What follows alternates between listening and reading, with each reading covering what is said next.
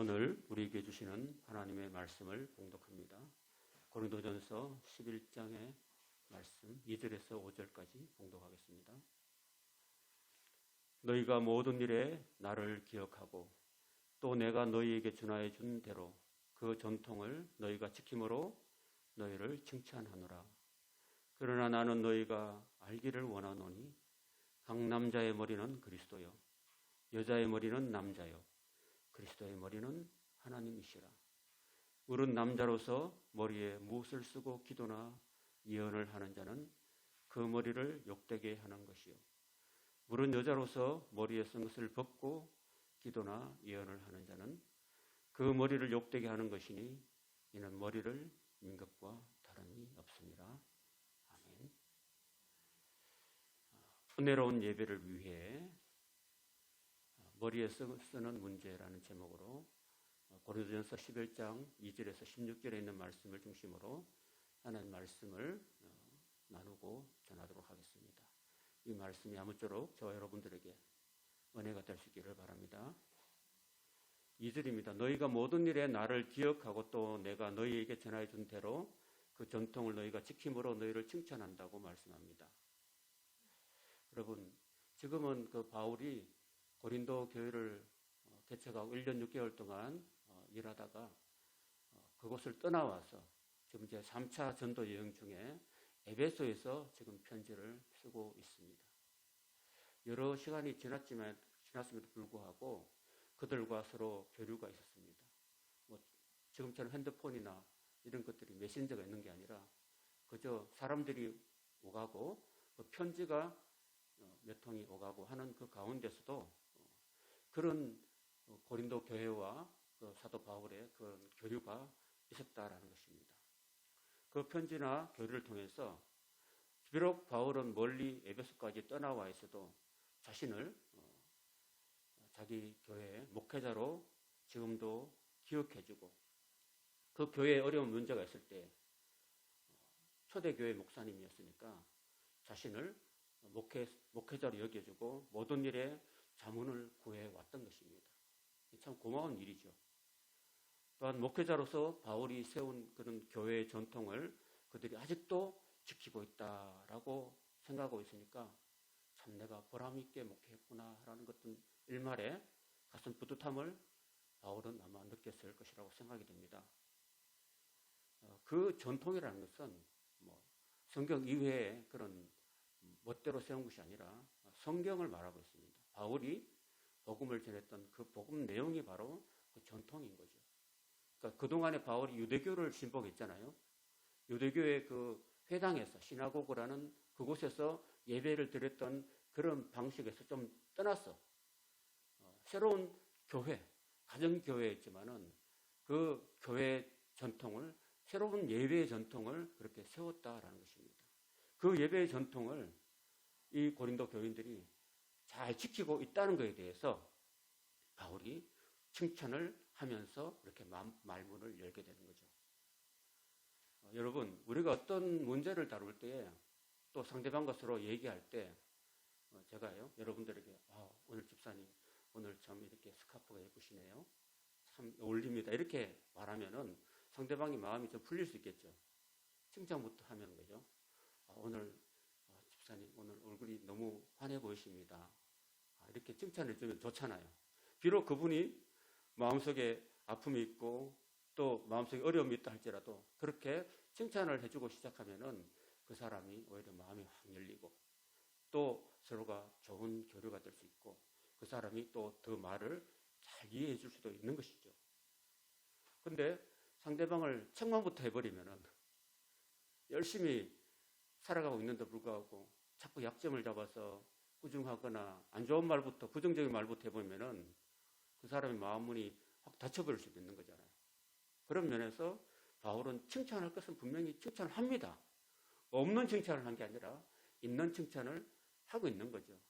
그들이 나를 기억해주고 또 내가 가르쳤던 전통을 그의 가르침을 잘 지키고 있는 것에 대해서 사실에 대해서 분명하게 너희를 칭찬한다고 이렇게 하고 있는 거죠.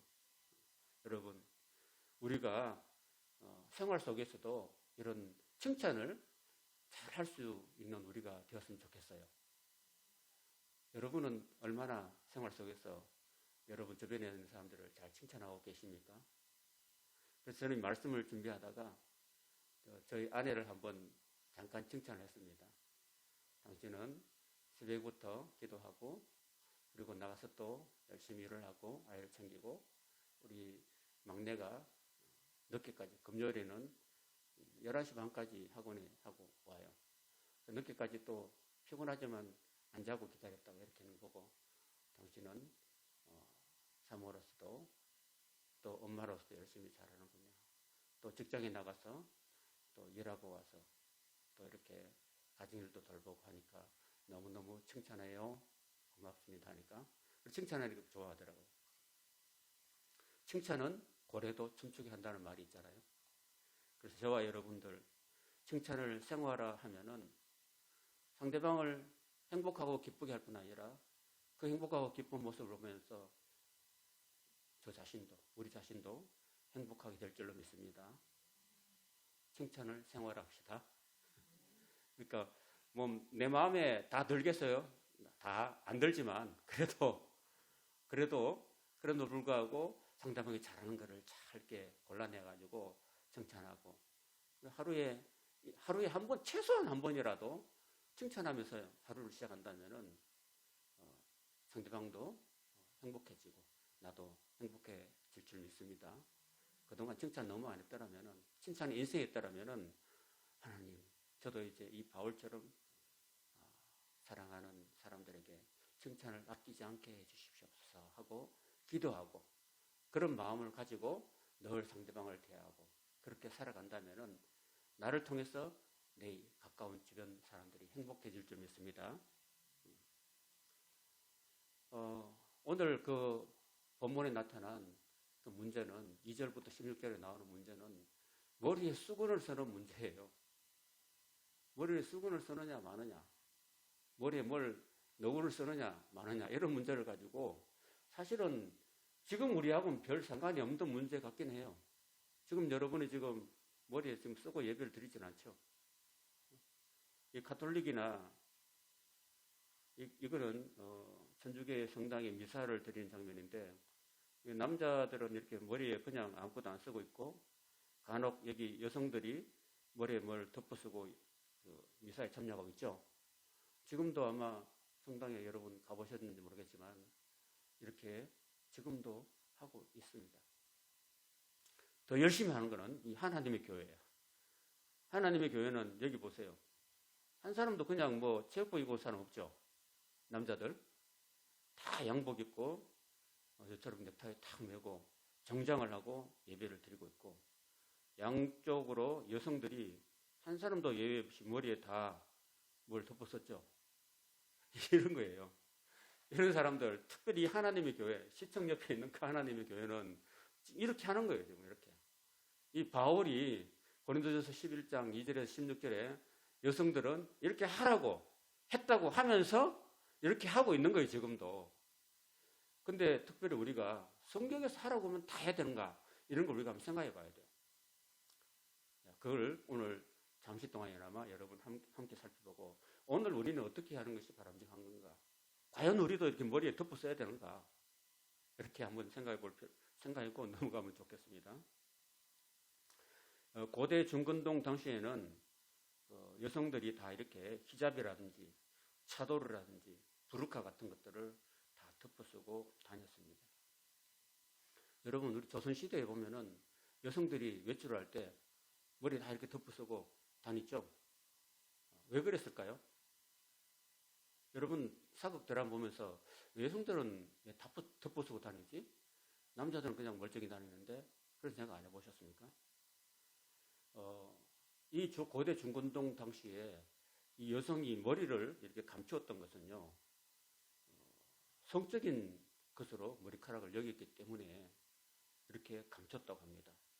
그래서 자신의 머리카락은 자기 남편 외에는 안 보여주는 것이었습니다. 그런 의미가 하나 있었고, 또 이런 머리에 어린아이들은 안 왔겠지만 이제 결혼을 앞둔 여성이나 또는 결혼한 여성들은 이렇게 20세가 지나면은 다 이렇게 머리에다가 이렇게 적어도 차도로 정도는 했다라는 것입니다. 그것은 바로 나는 남편이 있는 여자입니다. 또는 나는 약혼한 여자입니다. 이런 것을 나타내는 그런 상징이었고, 이런 복장 자체가 나는 정숙한 여인입니다라는 것을 상징하는 것이었습니다. 고린도 사회도 마찬가지였습니다. 고린도 사회에는 여기 고린도 지방의 사진이 이 왼쪽 산이 있는데, 이 높은 산에 보면은 제일 꼭대기에 보면은 아프로디테, 그러니까 보통 말하는 비너스 신전이 있었습니다. 이 비너스 신전에는 약 1000명의 신에 바쳐진 아그네스가 있었습니다. 신에 바쳐진 창녀들이 있었는데, 이 창녀들만 머리에 이거 아무것도 안 쓰고 다녔습니다. 이런 창녀들은 신전에 제사하러 온 남성들과 하룻밤을 자는 그런 역할을 했던 거죠. 그래서 모든 고린도 사회의 여성들은 다 이렇게 머리에 쓰고 다녔고, 일반적으로 이런 신전에 바쳐진 여인들과 또 가늠한 여인들, 이런 여인들만 머리를 밀든지 또 머리에 쓰지 않았다는 것입니다. 그런 문화가 그 당시에 보편적인 문화였다는 것입니다. 자, 이런 당시의 고린도 사회의 문화 속에서 고린도 교회 안에서 일부 여성들이 머리에 쓰지 않고 공예배에서 대표 기도를 하고 또 심지어 설교까지 했다는 것입니다. 그것은 사도 바울이 그렇게 가르쳤기 때문에, 사도 바울이 그들에게 가르치면서 아까 전통 있잖아요. 전통 중에서 예수 그리스도 안에서는 유대인이나 이방인이나 그리고 종이나 주인이나 남자나 여자나 다 하나라고 가르쳤거든요. 그래서 고린도 교회 안에서는 유대인과 이방인이 함께 모여서 예배드렸고, 또 주인과 종이 함께 모여서 예배드렸고, 남녀가 함께 모여서 예배를 드렸다는 것입니다. 그런데 그럼에도 불구하고 적어도 여자들은 최소한 머리에 너울을 쓰고 했어야 되는데, 바울이 여러분 남녀는 평등합니다 이렇게 말했거든요. 남자는 안 쓰고 다니니까 여성들 중 일부가 특별히 바울파라고 생각이 돼요. 제 개인적인 의견으로는. 그런 여성들이 바울 선생님, 우리는 남녀가 동등하니까, 우리도 남자처럼 동등하니까 우리는 머리에 너울을 쓰지 않고 예배 시간에 기도를 하거나 또는 예언을 하겠다. 그때 예언을 하겠다는 것은 말씀을 전한다는 겁니다. 여러분, 너무나 진보적이지 않습니까? 그때 당시에 2000년 전에 여성들이 대표 기도를 하고 또 여성들이 교회에서 설교를 했다는 것은 놀랍지 않습니까? 안 놀라워요? 여러분, 제가 신학대학원 다닐 때도 여성들이 목사 안수를 못 받았습니다.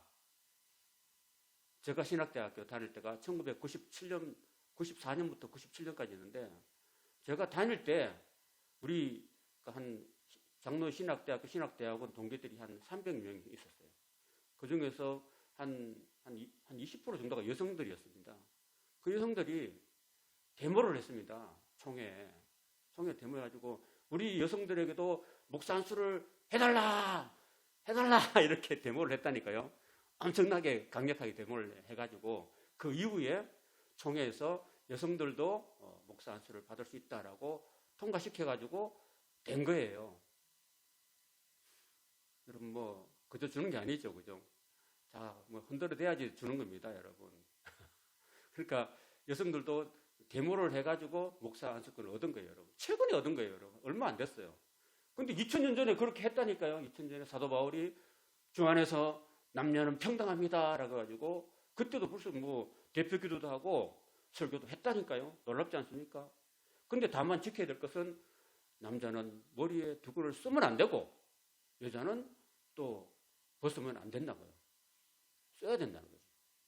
그러니까 갑자기 그런 아주 진보적인 그런 마인드를 가지고 여성들이 나와가지고 예배 때 기도를 하고 그런 설교를 했는데, 오늘날 갑자기 머리에 확 벗어버리고 막 설교를 하는 거예요. 나와서 설교하니까, 여러분, 아까 제가 고린도 교회는 유대인도 있고 아주 보수적인 유대인도 있고 또 진보적인 헬라인도 있고 남자도 있고 여자 있고 종도 있고 자유도 있고 그러잖아요.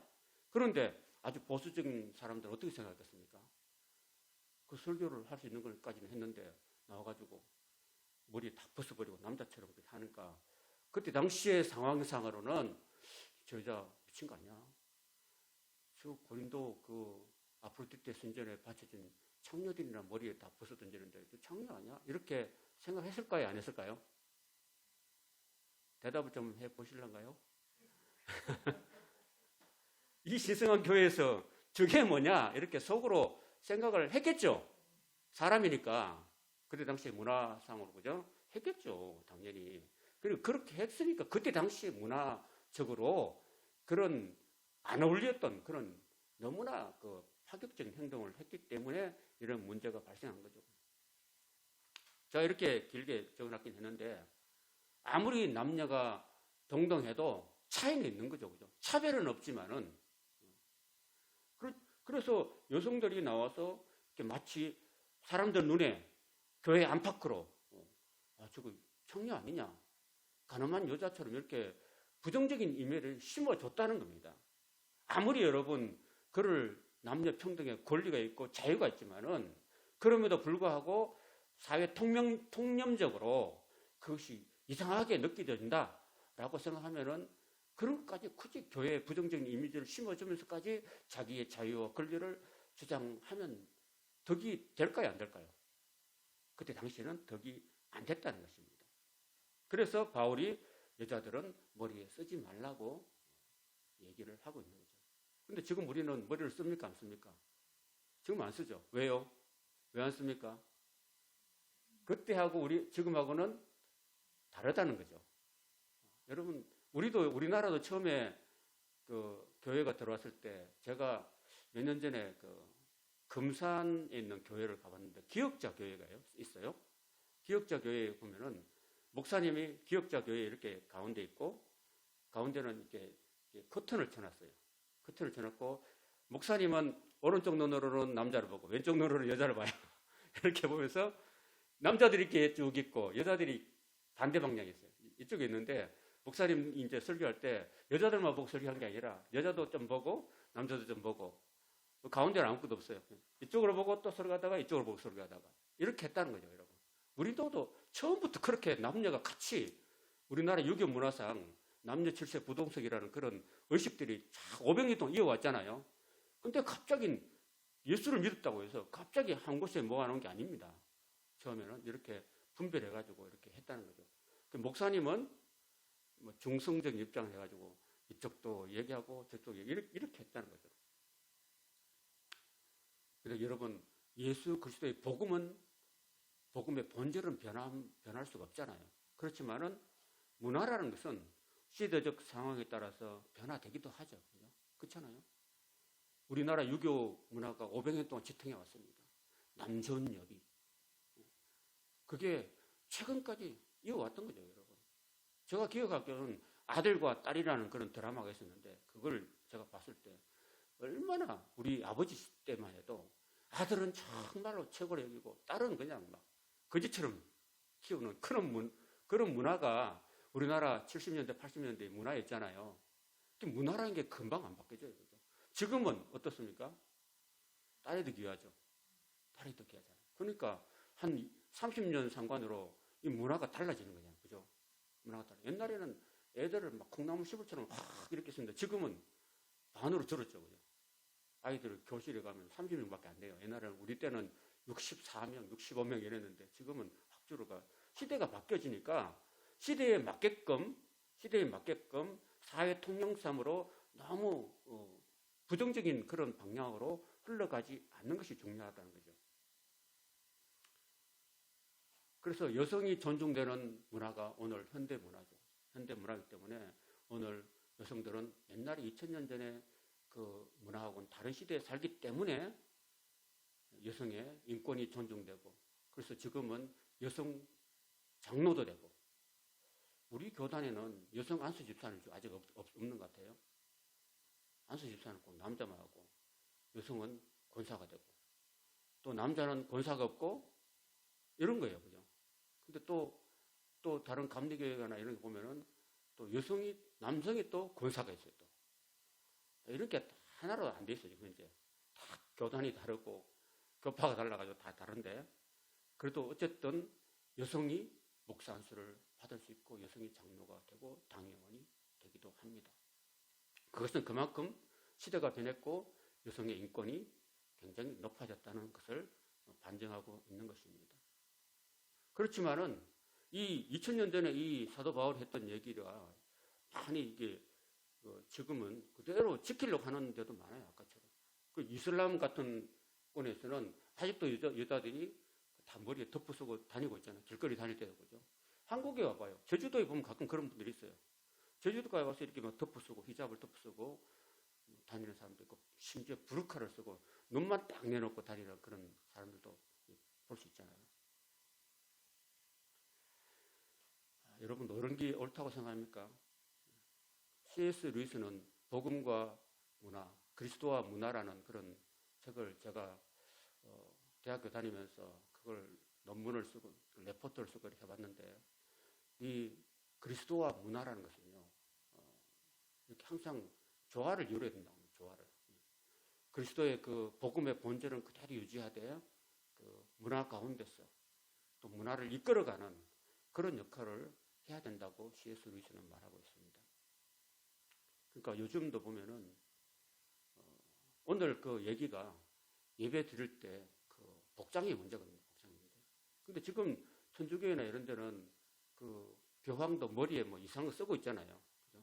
물고기 모양의 그런 관을 쓰고 있잖아요. 근데 사도 바울은 남자는 쓰지 말라고 했거든요.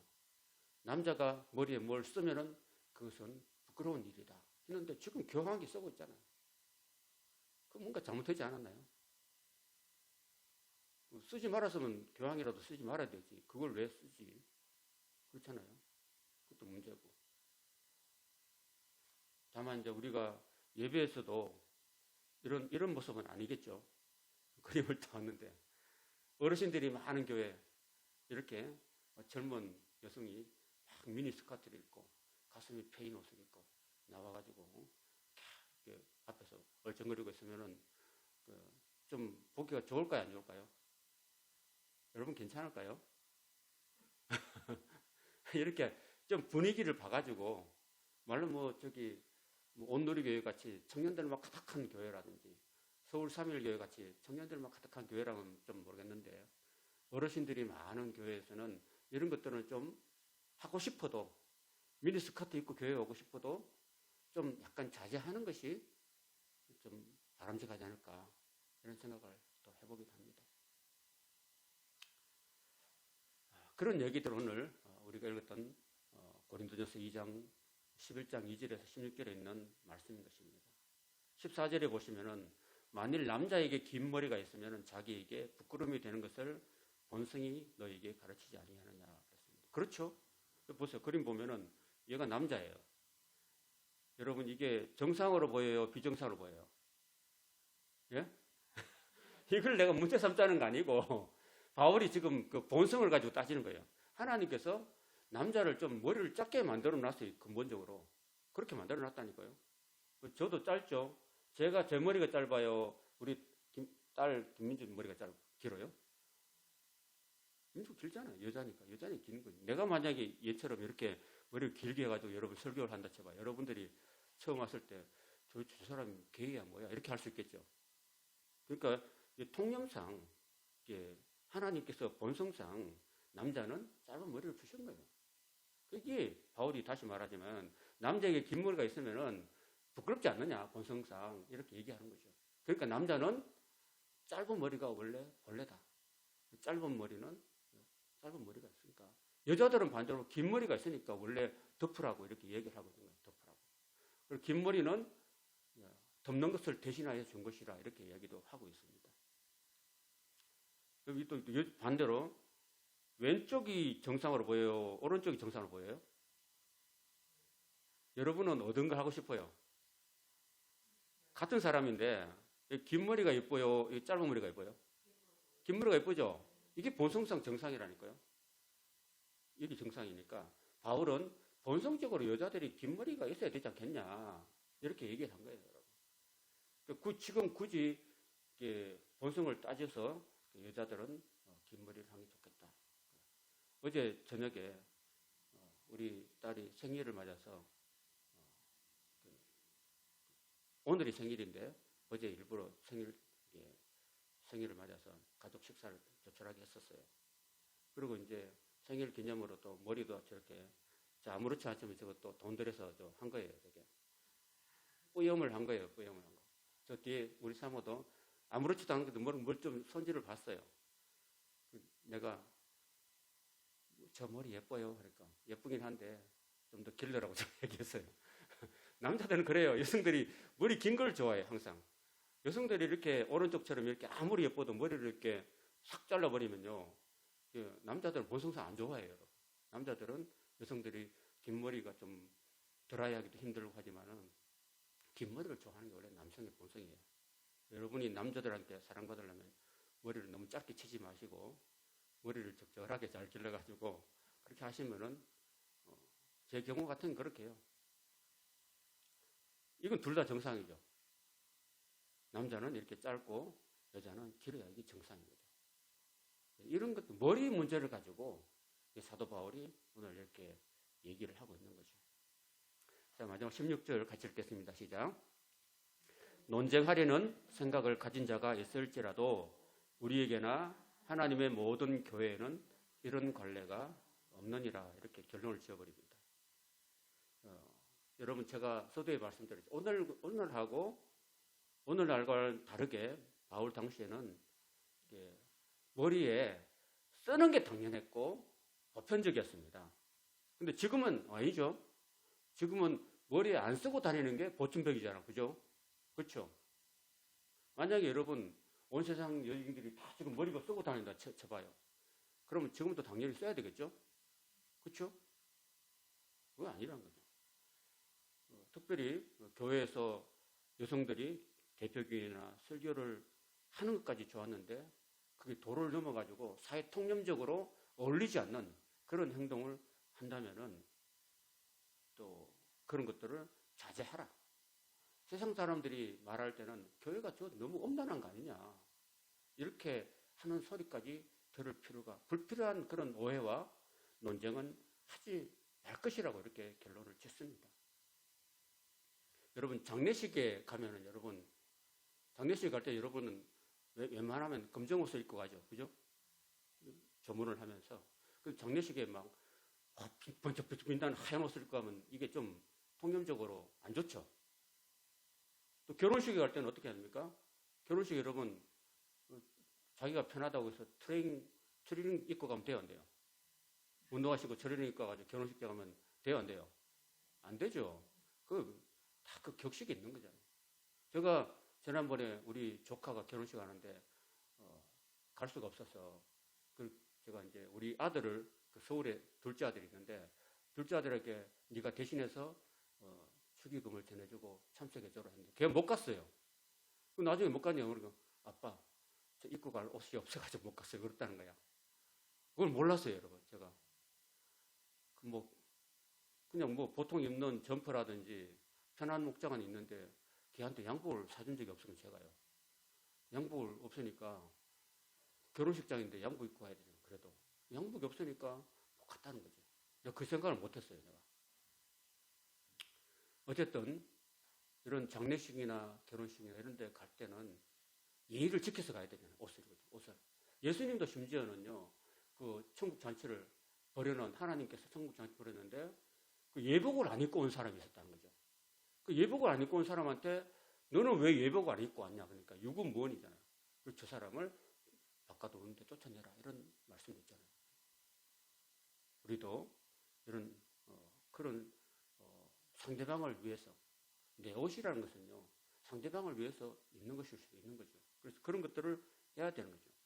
항상 여기서 말하는 것은 예배 시간에 은혜로운 예배가 되기 위해서는 내가 상대방에게 불편함을 끼치게 해서는 안 된다는 것을 이야기하고 있는 것입니다. 우리가 하나님 앞에 나올 때 내가 향수를 좋아한다 해서 내가 너무 진한 향수를 몸에 뿌리고 오면은 다른 사람은 몰라도 혹 예민한 사람은 막 머리가 아프고 안 좋아하는 사람도 있을 수 있기 때문에 특별한 그런 걸 좀 자제하는 것, 상대방을 위해서 자제하는 것이 좋다는 것입니다. 무슨 말씀인지 알겠죠? 예.